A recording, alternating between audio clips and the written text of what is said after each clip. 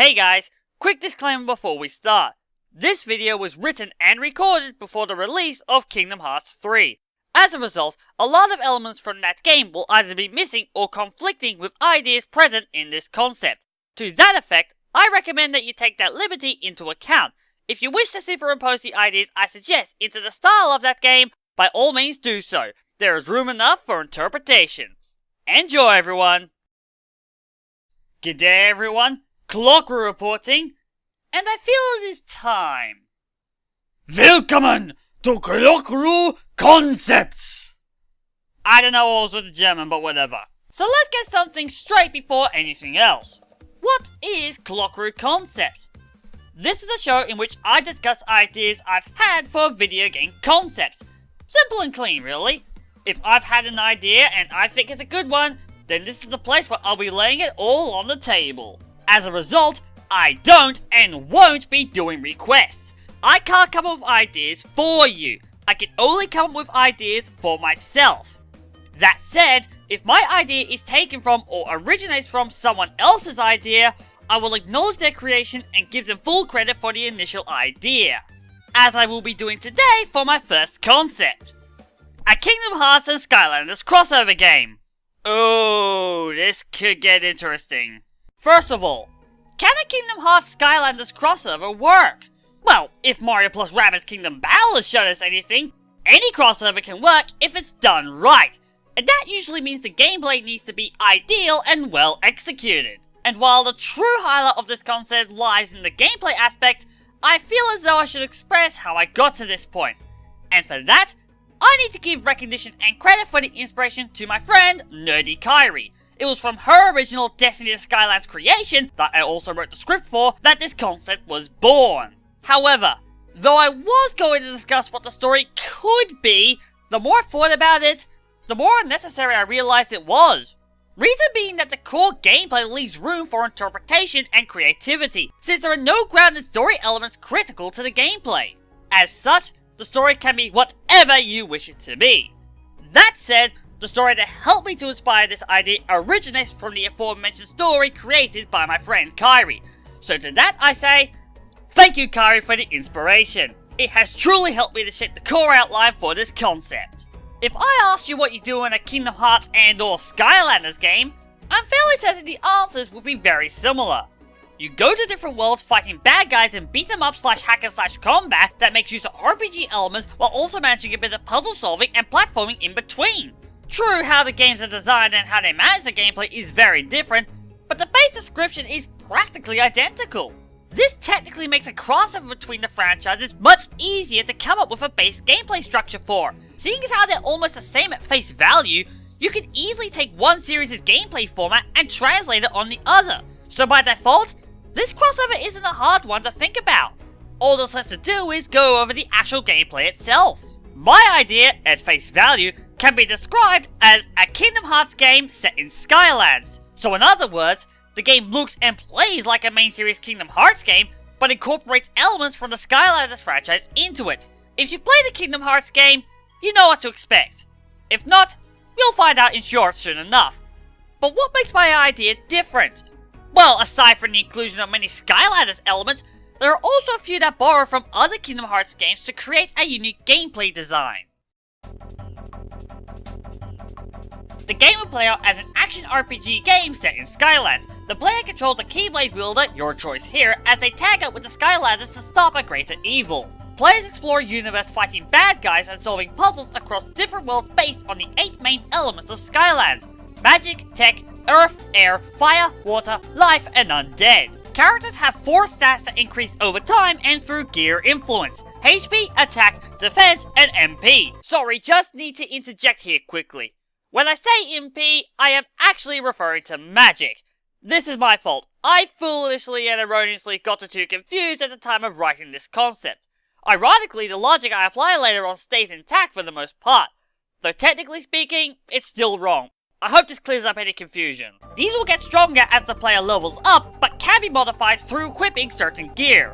Enemies are generally the typical Skylander fare, whereas the Kingdom Hearts enemies such as the Heartless or Unversed will be present is up to you. Enemies each have their own different weaknesses and strategies to overcome, and upon defeating them, they will drop XP orbs that the player and the Skylanders can pick up individually. After gaining enough XP orbs, the character will level up and get stronger. Upon leveling up, a character will gain HP, attack, defense, and MP. However, unlike in the normal Kingdom Hearts game where you gain your abilities and enhancements upon leveling up also, this time around, you gain passive abilities from your Skylander teammates and your currently equipped Keyblade. I'll go further into detail about how this works later. The other main collectible to pick up is gold, which the player can collect by breaking stuff around Skylands and by finding hidden treasure troves. Gold is needed to buy items and special battle abilities, like Strike Raid, Sliding Dash, Blitz, and Second Chance, to assist the player in battle. There are 8 different magic spells that correspond to the 8 elements of Skylands, as opposed to the usual 6. Fire, Blizzard, Thunder, Cure,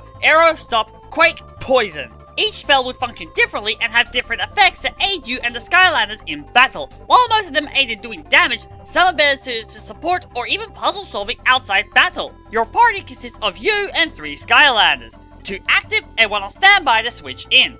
As previously mentioned, each Skylander has a set of abilities that are passively applied to the player while they are in your party. Skylanders also have their own separate stats and level up meter independent from the player controlled character. There are no summons or forms. Instead, each Skylander has a limit power that can be used. By tagging up with that Skylander, you'll gain a brief power up that either allows flashy and powerful attacks to deal more damage in battle, or provide supportive boosts or damage debuffs from a certain source for defense. The player can also equip the playable character and the Skylanders with hats that affect the character's stats in some capacity. Some increase only 1 while others increase 2 or more. And that's the basic overview of a Skylanders and Kingdom Hearts crossover.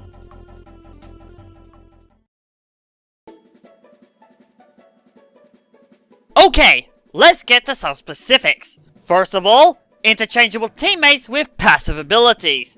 If this idea sounds familiar, then it should. This gimmick was previously used in Dream Drop Distance via the Spirits. Fortunately, this time around, you don't need to grind your characters for link points to unlock new abilities. They just unlock by themselves the more a Skylander levels up on their own. Each Skylander would have its own unique abilities that you would inherit as long as they are in the party. Whether they are an active ally or not is irrelevant. As long as they are in the team, you get the ability. Just keep in mind that they don't get stronger in the backseat outside of certain scenarios. Let me give you a hypothetical example. Let's imagine you had the Skylander Stealth Elf in your party. Let's imagine her abilities are Combo Plus, Critical Plus, and Haste. As long as you have Stealth Elf in your party, you would have access to these abilities at all times. In other words, you would deal a super fast combo attack with an increased chance to deal extra damage. Or what if you had, say, Whirlwind in your team? You could have Cure Boost, HP Boost, and MP Rage for some quick access healing powers through Cure. That's all well and good, but what about those combat abilities that I said you had to buy? Here's where more of the Skylander style comes into play. See, most of the combat abilities in Kingdom Hearts games are more like superpower special attacks. In Skylanders, however, certain powers can be used through certain ability combinations. A good example of this would be Hoot Loop's leg abilities. By pressing jump just as you exit the portal you created, you teleport back to the one you came from, allowing for get in, get out combat. Or by setting the portal to underneath Hoot Loop's position, it will create an area of effect blast that deals damage. So if the abilities can be activated normally through meeting certain conditions, they become a lot more viable, usable, and easier to function without having to waste time and resources in the process. As long as you shell out the gold to Persephone first to learn it. For example, if you stand still, lock onto an enemy, and attack them from far enough away, you'll activate Strike Raid. If you match the 2 latter conditions but are moving instead, you'll activate Sliding Dash. Or if you jump and attack while locking onto a ground enemy, you'll perform Blitz. Each ability would have a unique way to activate it, and can be used in combat to help defeat enemies much easier. So as you're getting stronger by leveling up, you better keep an eye out for gold as well to purchase abilities. And anything else you think might come in handy in combat. Not just active abilities like Second Chance, Once More, and so on, but usable items as well. What they are exactly? I don't know. Maybe they could be in-game versions of the magic items, or just the usual potions and elixirs, since it would be easier to remember what everything does. I'm not entirely sure which would be best. I'll leave that to you. And while we're on the subject of usable stuff, let's talk about gear, shall we? Every time you clear one of the worlds, you obtain a Keyblade that corresponds to that world and its element. Not only do each of them offer up different base stats in attack and MP to cater to a distinct playstyle, but these Keyblades also provide boosts and improvements to the spell that aligns to that element, and therefore that Keyblade. For instance, equipping the Fire Element Keyblade will grant the player the ability Fire Boost, along with a buff in attack at the sacrifice of slightly less magic. Or maybe you can have a Magic Element Keyblade that does little to negative for your attack, but grants a lot more magic for you to use. That combined with an ability that improves Stomp's effect duration more than makes up for your lackluster attack stat. And true, the elemental spell abilities can be passively attained via your Skylander teammates, but by having it as a Keyblade ability, you can use it to amplify the effect or make up for your weaknesses. Depends on how you want to play. Aside from the Keyblade, there is one other gear item that can be equipped. Hats. I know that sounds like an outdated Team Fortress 2 joke, but hear me out on this one. Both Skylanders and Kingdom Hearts are RPG franchises that have stats that can be modified through the equipping of specific items. Kingdom Hearts uses a traditional gear system, likely as a passover from Final Fantasy, but Skylanders uses hats, which, while they don't really do much for me, actually physically show on your character when equipped, mainly because you can only equip one hat at a time, and most of them provide little to no benefit. So, why go with that over the more diverse gear system? Well, be surprised, but this kind of mechanic isn't new to the Kingdom Hearts series. Back in 0.2 A Fragmentary Passage, it was possible to equip Aqua with different cosmetic items to change her appearance, which did absolutely nothing whatsoever to your gameplay. Fun. Plus, the problem with stat boosts in Skylanders games is that the stats usually run at pretty high numbers, which most hats barely even make a dent in. In a game with more confined and minimized stats like a Kingdom Hearts game, smaller stat boosts actually provide a more significant impact than in a game like Skylanders, so you can use the hats to once again alter your gameplay style. More attack, more defense, more health, whatever it is that you want to have improved, there's a hat for that. And then some! Plus, the ability to equip a cosmetic that provides a gameplay benefit is just too good to resist. Now, I was going to go over the probability of this crossover happening and answer some questions you might have, but I ran out of time. However, I will answer questions you have in the comments below this video. And as for the probability, all you need to know is that it's unlikely to happen officially. So, that's all there is to the idea. I know it's not the most well fleshed out in terms of the finer details, but at least there's room for interpretation. And you know, that's how it should be. Allowing others to experiment with something is probably the best thing you can offer. Being 100% precise about what you want only makes an idea seem worse. If you leave it up to the imagination, then you've given everyone exactly what they want. I'm the Primordial Clok-Roo, signing out.